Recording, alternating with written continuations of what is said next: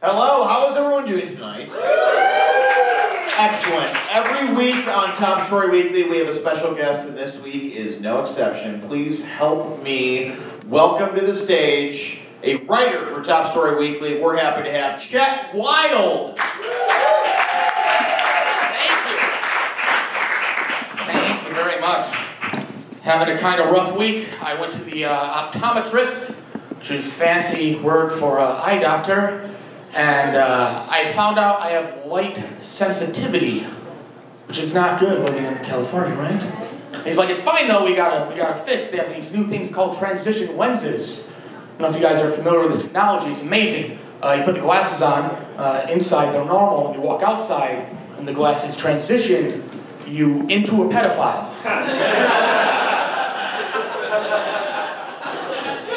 Paid a lot of money to not be allowed near school kids. This whole pumpkin spice latte coffee stuff's getting out of control. The biggest adjustment, I'm from Buffalo, New York. I moved here last year, and people out here think they have seasons. I don't know if you're from here, you think it's seasons. It's very confusing, like, oh, pumpkin spice autumn. No, it's all the same. I went to my favorite coffee house and ordered an iced tea, and the barista said, sorry, we don't serve iced tea. I've been here before, I've gotten iced tea, what are you talking about?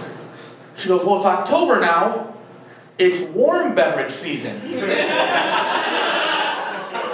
I said, it's 78 fucking degrees out. What are you talking about? She's like, no, I'm serious. October through March, you can get a warm pumpkin spice thing, a hot apple cider. You can't get an iced tea. What do you want? I'm like, oh, I guess I'll just take a hot tea and a giant fucking glass of ice. She said, what are you going to do with that ice? I said, I'm sexually repressed. I'm probably going to chew on it. She says, I swear to God, she goes, if I see you put one drop of tea in that ice, I'm going to have to ask you to leave. I'm like, good, because this order is now to go. And that's how I got banned from the coffee house next to UCB, everybody. I recently had a one-night stand attempt. Thank you.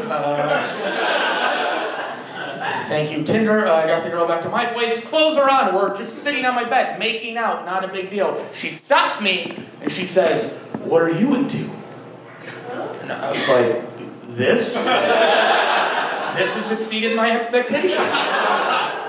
She's like, no, what's your fantasy? What's your fetish? What's your deepest, darkest secret in the bedroom? I was like, oh. To be loved?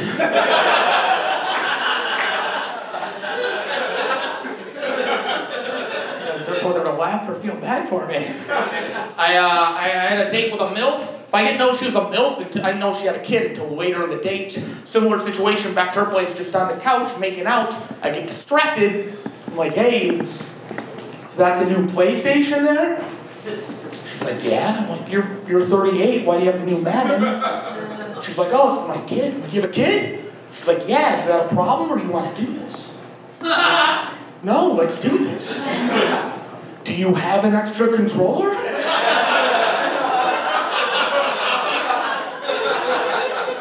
Do you have pizza bagels? No, this date's over. My last girlfriend dumped me because of something I said on a comedy podcast. The podcast had 6 listens. 6! Do you know what that means? One of the listens was her, and the other 5 were me trying to figure out what the fuck I said wrong. It's probably that PlayStation story. It's true, in the last 3 years, I've lost 107 pounds. Taking better care of myself. It's like you guys clap. My friends and family not as supportive. Every time they see me, I go back home. They're like, "Hey, are you okay? Are you sick? Are you dying? Why are you concerned now that I'm getting healthy? Where was the concern 107 pounds ago?" concerned when I was sitting in the parking lot of Burger King by myself at 2 in the morning, double-fisting Whoppers, while listening to My Chemical Romance's I'm Not Okay on repeat. No problems there. I found out 2 years ago, not a joke, I found out that I'm missing one kidney, which is pretty serious because if you're missing two, you're fucking dead. Went in for a physical, nurse came in, she goes, Chet, I don't know how to tell you this, it appears you're missing a kidney. We have some questions for you. I'm like, well, I have some goddamn questions for you too. What do you mean? Isn't that the first shit you check for? Like all the vital organs? She's like, calm down, let's just go through this missing kidney questionnaire form. What is this, a lost and found? What is it? She goes, first question, do you smoke? No. Second question, do you drink? I said, well, I guess I don't anymore. Now do I? Third question, have you recently engaged in any homosexual activity? Now I said no, but what in the fuck does that have to do with the case of the missing kidney? If I said yes, was there a sub-series of questions on this one? Well, sir, were you pitching or catching? I don't know, look at my haircut, listen to my speech impediment. Probably catching. Don't know why you're clapping for that part. She'd be like, oh, that explains it. I'm like, what do you mean? She'd be like, well, sometimes you can take it so vigorously from another male member, you can just knock a vital organ out of place. What am I, being fucked by Shaq? What is going on here? This is where I'm supposed to do my closer and do a good thing. But my therapist said I have like these repressed memories I'm bottling up, and I should like talk them out with friends, and that's not happening. So I figured I'd try it with you guys. These are some repressed memories. You're supposed to. I'm just gonna talk them out. They're not jokes yet. Maybe they'll be gone. My first blowjob I ever got was the best blowjob I ever got, and it's not supposed to work like that. And I have gotten blowjobs since then. It's not. That's not the. Okay, the first blowjob I ever got was in my backyard in high school. My high school girlfriend on a trampoline that we were laying on at night. And the reason it's the best blowjob I've ever gotten is because it's the only blowjob where after getting the blowjob, I immediately got to jump on a trampoline.